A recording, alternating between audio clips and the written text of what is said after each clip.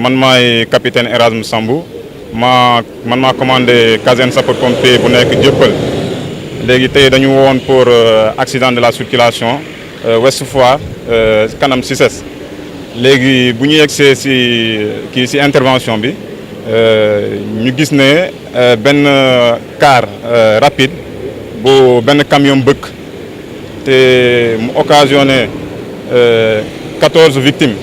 léegi ci 14 victimes yooyu am na 4 graves ak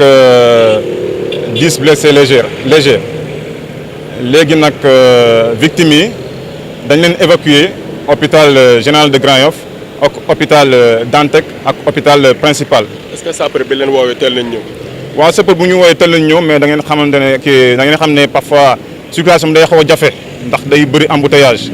loolu te parfois nit ñi di naan sapeur yi bu ñu leen woowee duñ ñëw waaye du loolu waaye dañuy war a xam ne circulation bi parfois day jafe mais sapeur moom boo koy woo rek mu ñëw parce que sapeur yi dañuy préparé wu chaque fois ñu xaar du ñu xaar ba accident jot ñu soog a préparé wu donc looloo tax boo leen di woo rek ñu ñëw.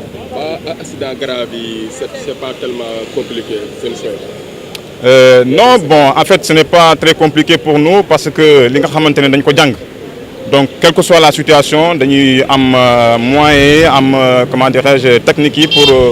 ñu mun a jël en charge les victimes. Ok.